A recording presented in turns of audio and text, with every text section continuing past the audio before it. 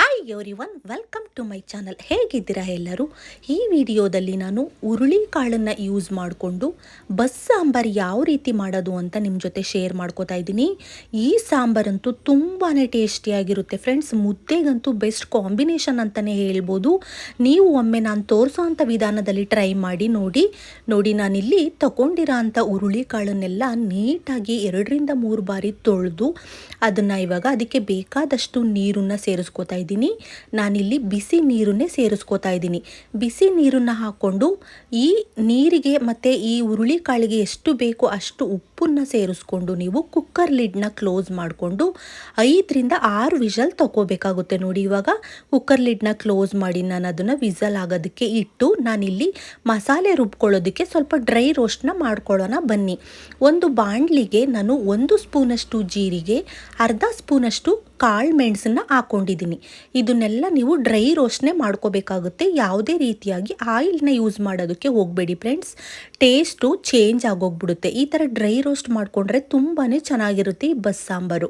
ನೋಡಿ, ಜೀರಿಗೆ ಮೆಣಸು ಸ್ವಲ್ಪ ಬ್ರೌನ್ ಕಲರ್ ಆದ ನಂತರ ನಾನು ಅದನ್ನು ಒಂದು ಪ್ಲೇಟಿಗೆ ಟ್ರಾನ್ಸ್ಫರ್ ಮಾಡ್ಕೋತಾ ಇದ್ದೀನಿ. ನಂತರ 1 ಗೆಡ್ಡೆಯಷ್ಟು ಬೆಳ್ಳುಳ್ಳಿ, 1 ದಪ್ಪ ಗಾತ್ರದ ಈರುಳ್ಳಿನೂ ಕೂಡ ಹಾಕ್ಕೊಂಡು ಇದನ್ನು ಅಷ್ಟೇ ನೀವು ಆಯಿಲ್ ಹಾಕ್ಕೊಳ್ದೆ ನೀಟಾಗಿ ಡ್ರೈ ರೋಸ್ಟ್ ಮಾಡ್ಕೋಬೇಕಾಗುತ್ತೆ. ಫುಲ್ಲು ಬ್ರೌನ್ ಕಲರ್ಗೆ ತಿರುಗಬೇಕು ಬೆಳ್ಳುಳ್ಳಿ ಮತ್ತು ಈರುಳ್ಳಿ. ಚೇಂಜ್ ಆಗಬೇಕು. ನೋಡಿ, ಇವಾಗ ಚೇಂಜ್ ಆಗ್ತಾ ಹೋಗುತ್ತೆ ಈರುಳ್ಳಿ ಕಲ್ಲರು. ಈ ಥರ ಆಗಬೇಕು, ನೀಟಾಗಿ ಬಾಡಬೇಕು ಅದು. ಈ ಥರ ನೀವು ಫ್ರೈ ಮಾಡ್ಕೊಂಡಷ್ಟು ಟೇಸ್ಟು ಚೆನ್ನಾಗಿ ಬರುತ್ತೆ ಸಾಂಬಾರ್ದು. ನೋಡಿ, ಇದನ್ನು ಕೂಡ ಮತ್ತೆ ಅದನ್ನು ಪ್ಲೇಟಿಗೆ ಟ್ರಾನ್ಸ್ಫರ್ ಮಾಡ್ಕೊಳ್ಳಿ. ನಂತರ ಅದೇ ಬಾಣಲಿಗೆ ನಾನು ಇಲ್ಲಿ ಒಂದು 4-5 ಸ್ಪೂನಷ್ಟು ಹಸಿ ಕಾಯಿ ತುರಿನ ತೊಗೊಂಡಿದ್ದೀನಿ. ಇದನ್ನು ಅಷ್ಟೇ ನೀಟಾಗಿ ಬ್ರೌನ್ ಕಲರ್ ಆಗಬೇಕು ಕಾಯಿ ತುರಿ. ಆ ಥರ ನೀವು ಡ್ರೈ ರೋಸ್ಟ್ನ ಮಾಡ್ಕೋಬೇಕಾಗುತ್ತೆ. ಇದೆಲ್ಲ ನೋಡಿ ಕಲರ್ ಚೇಂಜ್ ಆಯಿತು. ಇವಾಗ ಫ್ಲೇಮ್ನ ಆಫ್ ಮಾಡಿಬಿಡೋಣ. ಇವಾಗ ನಾನಿಲ್ಲಿ ಒಂದು ಮಿಕ್ಸರ್ ಜಾರ್ನ ತೊಗೊಂಡಿದ್ದೀನಿ. ಅದಕ್ಕೆ ನಾವು ಡ್ರೈ ರೋಸ್ಟ್ ಮಾಡ್ಕೊಂಡ್ವಿ ನೋಡಿ, ಈರುಳ್ಳಿ ಮತ್ತು ಬೆಳ್ಳುಳ್ಳಿ ಅದನ್ನು ಹಾಕ್ಕೊಂಡು ಜೀರಿಗೆ ಮೆಣಸು ಅದನ್ನು ಡ್ರೈ ರೋಸ್ಟ್ ಮಾಡ್ಕೊಂಡಿದ್ವಲ್ಲ ಅದನ್ನು ಕೂಡ ಇದೇ ಮಿಕ್ಸರ್ ಜಾರ್ಗೆ ಹಾಕ್ಕೊಳ್ಳಿ. ನಂತರ ಕಾಯಿ ತುರಿನೂ ಕೂಡ ನಾವು ಡ್ರೈ ರೋಸ್ಟ್ ಮಾಡ್ಕೊಂಡಿದ್ವಲ್ಲ ಅದೇ ಕಾಯಿ ತುರಿನೂ ಇದೇ ಮಿಕ್ಸರ್ ಜಾರ್ಗೆ ಹಾಕ್ಕೊಂಡು ನಾನಿಲ್ಲಿ ಅರ್ಧ ಹುಳಿ ಟೊಮೆಟೊನ ಯೂಸ್ ಮಾಡ್ಕೊಂಡಿದ್ದೀನಿ. ನಂತರ ಒಂದು ಸ್ವಲ್ಪ ಕೊತ್ತಂಬರಿ ಸೊಪ್ಪನ್ನು ಕೂಡ ಇದೇ ಮಿಕ್ಸರ್ ಜಾರ್ಗೆ ಹಾಕ್ಕೊಳ್ಳಿ. ನಂತರ ಇಲ್ಲಿ ನಾನು ಮನೆಯಲ್ಲೇ ಮಾಡಿರೋ ಅಂಥ ಬೇಳೆ ಸಾಂಬಾರು ಪೌಡರ್ನೇ ಯೂಸ್ ಮಾಡ್ತಾ ಇದ್ದೀನಿ. 2 ಸ್ಪೂನಷ್ಟು ನೋಡಿ, 1 ಸ್ಪೂನ್ ಹಾಕ್ಕೊಂಡೆ ಮತ್ತು ಇನ್ನೊಂದು ಸ್ಪೂನಷ್ಟು ಹಾಕ್ಕೊಳ್ಳಿ. ನಂತರ ನಾವು ಬೇಯಿಸಿಟ್ಕೊಂಡಿದ್ವಿ ನೋಡಿ, ಬೇಯೋದಕ್ಕೆ ಇಟ್ಟಿದ್ನಲ್ಲೋ ಹುರುಳಿ ಕಾಳು, ಅದು ಬೆಂದ ನಂತರ ಆ ಕಾಳಿನಲ್ಲಿ 1.5 ಸ್ಪೂನಷ್ಟು ನೀವು ಕಾಳನ್ನ ಮಿಕ್ಸರ್ ಜಾರ್ಗೆ ಹಾಕ್ಕೋಬೇಕಾಗುತ್ತೆ. ಈ ಥರ ಕಾಳನ್ನ ರುಬ್ಬಿ ಮಾಡೋದ್ರಿಂದ ಟೇಸ್ಟು ತುಂಬ ಚೆನ್ನಾಗಿ ಬರುತ್ತೆ. ನಂತರ ನಾನಿಲ್ಲಿ ಅರ್ಧ ಬೌಲಷ್ಟು ಹುಣಸೆ ಹಣ್ಣಿನ ರಸನ ನೀಟಾಗಿ ಸ್ಟ್ರೇನ್ ಮಾಡಿ ಇಟ್ಕೊಂಡಿದ್ದೆ. ರುಬ್ಬೋದಕ್ಕೆ ನೀರು ಹಾಕೋ ಬದಲು ಆ ಹುಣಸೆ ಹಣ್ಣಿನ ರಸನೇ ಹಾಕ್ಕೊಂಡು ಅದನ್ನು ನೀಟಾಗಿ ನುಣ್ಣಗೆ ರುಬ್ಕೊಂಡು ಬನ್ನಿ. ನೋಡಿ, ಈ ಥರ ರುಬ್ಬಿ ಇಟ್ಕೊಳ್ಳಿ. ನಂತರ ಸಾಂಬಾರನ್ನ ಒಗ್ಗರಣೆ ಮಾಡ್ಕೊಳ್ಳೋಣ ಬನ್ನಿ. ನಾನಿಲ್ಲಿ ಒಂದು ಪಾತ್ರೆನ ಇಟ್ಟಿದ್ದೀನಿ. ಪಾತ್ರೆ ಕಾದ ನಂತರ 2-3 ಸ್ಪೂನಷ್ಟು ಎಣ್ಣೆನ ಹಾಕ್ಕೊಂಡು ಎಣ್ಣೆ ಕಾದ ನಂತರ ಸಾಸಿವೆ ಒಗ್ಗರಣೆಗೆ ಸಾಸಿವೆ ಚಿಟಪಟ ಅಂದ ನಂತರ ಸ್ವಲ್ಪ ಒಂದು ಅರ್ಧ ಗೆಡ್ಡೆಯಷ್ಟು ಬೆಳ್ಳುಳ್ಳಿನ ಕ್ರಷ್ ಮಾಡಿ ಹಾಕ್ಕೊಂಡಿದ್ದೀನಿ. ನಂತರ 2 ಒಣಮೆಣಸಿನ್ಕಾಯಿನ ಹಾಕ್ಕೊಂಡು ಚೆನ್ನಾಗಿ ಫ್ರೈ ಮಾಡಿ ಸ್ವಲ್ಪ ಹಸಿ ಕರಿಬೇವಿನ ಸೊಪ್ಪನ್ನು ಕೂಡ ನೀವು ಒಗ್ಗರಣೆಗೆ ಸೇರಿಸ್ಕೊಂಡು ಅದು ಬ್ರೌನ್ ಕಲರ್ಗೆ ತಿರುಗಬೇಕು. ಅದಾದ ನಂತರ ನಾವು ರುಬ್ಬಿಟ್ಕೊಂಡಿದ್ವಿ ನೋಡಿ ಪೇಸ್ಟು, ಅದನ್ನು ಹಾಕ್ಕೊಂಡು ಅದೇ ಮಿಕ್ಸರ್ ಜಾರ್ಗೆ ನಾನು ಕಾಳನ್ನು ಇದು ಮಾಡ್ಕೊಂಡಿದ್ನಲ್ಲ, ವಿಸಲ್ ಹಾಕ್ಸ್ಕೊಂಡಿದ್ನಲ್ಲ, ಅದರಿಂದ ಬಂದಂಥ ರಸ ಅಂದರೆ ಹುರುಳಿ ಕಾಳು ಬೇಯಿಸಿದಂಥ ನೀರನ್ನೇ ನೀವು ಮಿಕ್ಸರ್ ಜಾರ್ಗೆ ಹಾಕ್ಕೊಂಡು ಅದರಲ್ಲಿರೋ ಮಸಾಲೆನೆಲ್ಲ ಅದೇ ನೀರಿನಲ್ಲಿ ನೀವು ನೀಟಾಗಿ ಸೋದಿಸ್ಕೊಂಡು ಪಾತ್ರೆಗೆ ಹಾಕ್ಕೊಳ್ಳಿ. ಬೇರೆ ಎಕ್ಸ್ಟ್ರಾ ನೀರನ್ನು ಸೇರಿಸೋದಕ್ಕೆ ಹೋಗಬೇಡಿ.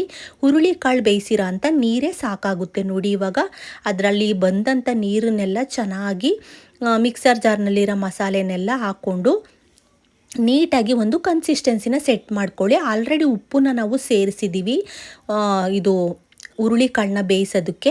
ಇವಾಗ ನನಗೆ ಸ್ವಲ್ಪ ಉಪ್ಪು ಕಡಿಮೆ ಅನ್ನಿಸ್ತು, ನಾನು ಇನ್ನೊಂದು ಸ್ವಲ್ಪ ಉಪ್ಪನ್ನ ಸೇರಿಸ್ಕೋತಾ ಇದ್ದೀನಿ. ಮತ್ತು ಈ ಟೈಮ್ನಲ್ಲಿ ಸ್ವಲ್ಪ ಕೊತ್ತಂಬರಿ ಸೊಪ್ಪನ್ನು ಹಾಕ್ಕೊಂಡು ನಿಮಗೆ ಯಾವ ಕನ್ಸಿಸ್ಟೆನ್ಸಿಗೆ ಬೇಕು, ಸಾಂಬಾರು ತೆಳುವಾಗಿ ಬೇಕಾದರೆ ಸ್ವಲ್ಪ ನೀರನ್ನು ಸೇರಿಸ್ಕೊಳ್ಳಿ. ನನಗೆ ಸ್ವಲ್ಪ ಗಟ್ಟಿ ಅನ್ನಿಸ್ತು ಸಾಂಬಾರು, ಅದಕ್ಕೆ ನಾನು 1 ಗ್ಲಾಸಷ್ಟು ನೀರನ್ನು ಸೇರಿಸ್ಕೊಂಡಿದ್ದೀನಿ. ನೋಡಿ, ಅದನ್ನು ಒಂದು ಪ್ಲೇಟ್ನ ಮುಚ್ಚಿ ಚೆನ್ನಾಗಿ ನೀವು ಅದನ್ನು ಕುದಿಯೋದಕ್ಕೆ ಬಿಡಬೇಕು ಫ್ರೆಂಡ್ಸ್. ಈ ಸಾಂಬಾರನ್ನ ನೀವು ಎಷ್ಟು ಜಾಸ್ತಿ ಟೈಮು ಕುದಿಸ್ತೀರಾ ಅಷ್ಟು ಅದ್ರ ಟೇಸ್ಟು ಎಕ್ಸ್ಟ್ರಾ ಆಗ್ತಾ ಹೋಗುತ್ತೆ. ಈ ಸಾಂಬಾರು ಮುಂದೆ ಯಾವುದೇ ಥರ ಸಾಂಬಾರು ಸಾಟಿ ಇಲ್ಲ ಫ್ರೆಂಡ್ಸ್, ಅಷ್ಟು ಟೇಸ್ಟಿಯಾಗಿರುತ್ತೆ. ಈ ವಿಧಾನದಲ್ಲಿ ನೀವು ಒಮ್ಮೆ ಟ್ರೈ ಮಾಡಲೇಬೇಕು ಅಂತಲೇ ಹೇಳ್ತೀನಿ. ಇದನ್ನು ಮಾಡಬೇಕಾದ್ರೆ ಈ ಸಾಂಬಾರ್ದು ಪರಿಮಳ ಎಷ್ಟು ಚೆನ್ನಾಗಿ ಬರ್ತಾ ಇರುತ್ತೆ ಗೊತ್ತಾ ಫ್ರೆಂಡ್ಸ್. ಮತ್ತು ಇದನ್ನು ಸ್ವಲ್ಪ ಒಂದು ಪ್ಲೇಟ್ನ ಮುಚ್ಚಿ ಇನ್ನೊಂದು ಸ್ವಲ್ಪ ಚೆನ್ನಾಗಿ ಕುದಿಸ್ಕೊಳ್ಳಿ. ಈ ಸಾಂಬಾರಿಗೆ ಬೆಸ್ಟ್ ಕಾಂಬಿನೇಷನ್ ಅಂದರೆ ಮುದ್ದೆ ಅಂತಲೇ ಹೇಳ್ತೀನಿ. ಮುದ್ದೆ ಜೊತೆಗಂತೂ ಸಖತ್ತಾಗಿರುತ್ತೆ ಇದು ರೈಸ್ ಜೊತೆ ತಿನ್ನೋದಕ್ಕಿಂತ. ನೋಡಿ ಇವಾಗ ಇದನ್ನ ಇನ್ನೊಂದು ಕಡೆಗೆ ನಾನು ಟ್ರಾನ್ಸ್ಫರ್ ಮಾಡ್ಕೊಂಡು ಇವಾಗ ಕಾಳನ್ನ ಒಗ್ಗರಣೆ ಮಾಡ್ಕೊಳ್ಳೋಣ ಬನ್ನಿ. ನಾನು ಡ್ರೈ ರೋಸ್ಟ್ ಮಾಡ್ಕೊಂಡಲ್ಲ, ಅದೇ ಬಾಣಲಿಗೆ 4-5 ಸ್ಪೂನಷ್ಟು ಎಣ್ಣೆನ ಹಾಕ್ಕೊಂಡಿದ್ದೀನಿ.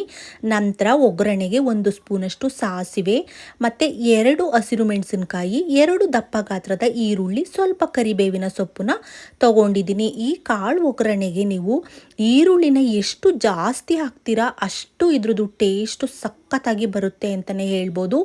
ಈ ಟೈಮ್ನಲ್ಲಿ ನೀವು ಈರುಳ್ಳಿ ಬೇಯೋದಕ್ಕೆ ಸ್ವಲ್ಪ ಉಪ್ಪನ್ನ ಸೇರಿಸ್ಕೊಳ್ಳಿ. ನಾನು ಅದು ಕ್ಲಿಪ್ಪಿಂಗ್ಸು ಮಿಸ್ ಆಗಿದೆ ನೋಡಿ. ಈ ಬಣ್ಣಕ್ಕೆ ಬಂದ ನಂತರ ನಾನಿಲ್ಲಿ 1 ಸ್ಪೂನಷ್ಟು ಹಸಿ ಕಾಯಿ ತುರಿನ ಹಾಕ್ಕೊಂಡು ಅದನ್ನು ಕೂಡ ಚೆನ್ನಾಗಿ ಬ್ರೌನ್ ಕಲರ್ ಬರೋವರೆಗೂ ಅದನ್ನು ಫ್ರೈ ಮಾಡಿದ ನಂತರ ನಾನು ಸ್ಟ್ರೇನ್ ಮಾಡಿ ಇಟ್ಕೊಂಡಿದ್ದೆ ನೋಡಿ ಹುರುಳಿ ಕಾಳನ್ನ ಬೇಯಿಸ್ಬಿಟ್ಟು, ಆ ಹುರುಳಿ ಕಾಳನ್ನು ಕೂಡ ಇವಾಗ ಹಾಕ್ಕೊಂಡು ಚೆನ್ನಾಗಿ ಈರುಳ್ಳಿ, ಹಸಿರು ಮೆಣಸಿನಕಾಯಿ ಮತ್ತು ಕರಿಬೇವಿನ ಸೊಪ್ಪು ಎಲ್ಲ ಕಡೆ ಸ್ಪ್ರೆಡ್ ಆಗಬೇಕು.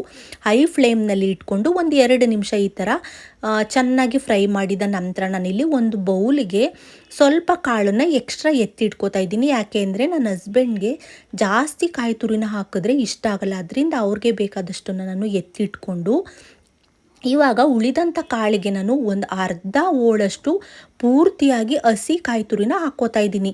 ಈ ಕಾಳಿಗೆ ಈ ಥರ ಹಸಿ ಕಾಯಿ ತುರಿನ ನೀವು ಎಷ್ಟು ಜಾಸ್ತಿ ಹಾಕೋತೀರಾ ಅಷ್ಟೇ ಟೇಸ್ಟು ತುಂಬ ಚೆನ್ನಾಗಿ ಬರುತ್ತೆ. ಬಟ್ ನನ್ನ ಹಸ್ಬೆಂಡ್ಗೆ ಜಾಸ್ತಿ ಕಾಯಿ ತುರಿ ಹಾಕಿದ್ರೆ ಇಷ್ಟ ಆಗಲ್ಲ, ಅದರಿಂದ ಅವ್ರಿಗೆ ಮುಂಚೆನೇ ನಾನು 1 ಸ್ಪೂನಷ್ಟು ಹಾಕಿ ಅದನ್ನು ಆಯಿಲ್ನಲ್ಲೇ ಚೆನ್ನಾಗಿ ಫ್ರೈ ಮಾಡಿ ಎತ್ತಿಟ್ಟೆ.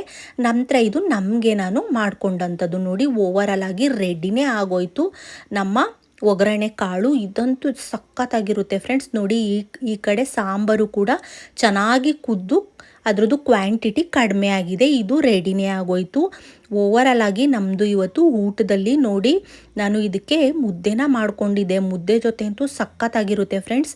ಮುದ್ದೆಗೆ ನಾನು 1 ಬೌಲಷ್ಟು ರೈಸ್ನ ತಗೊಂಡಿದ್ದೀನಿ ಮತ್ತು ಸಾಂಬಾರು ಮತ್ತು ಹುರುಳಿ ಕಾಳ್ದು ಪಲ್ಯ ಎಷ್ಟು ಚೆನ್ನಾಗಿರುತ್ತೆ ಅಂದರೆ ಮುದ್ದೆಗೆ ಅದರ ಮಧ್ಯದಲ್ಲಿ ಅದನ್ನು ಹೋಲ್ ಮಾಡಿಕೊಂಡು ನೀವು ಅಲ್ಲಿಗೆ ತುಪ್ಪನ ಹಾಕ್ಕೊಂಡು ತಿಂತಾ ಇದ್ದರೆ ಸ್ವರ್ಗಕ್ಕೆ 3 ಗೇಣು ಫ್ರೆಂಡ್ಸ್. ನೋಡಿ ಎಷ್ಟು ಸಖತ್ತಾಗಿ ಕಾಣಿಸ್ತಾ ಇದೆ. ನೀವು ಒಮ್ಮೆ ಟ್ರೈ ಮಾಡಿ ಈ ವಿಧಾನದಲ್ಲಿ ಬಸ್ಸಾಂಬಾರನ್ನ ಹೇಗೆ ಬಂತು ಅಂತ ನನಗೆ ಕಾಮೆಂಟ್ ಬಾಕ್ಸಲ್ಲಿ ಕಾಮೆಂಟ್ ಮಾಡಿ ಫ್ರೆಂಡ್ಸ್.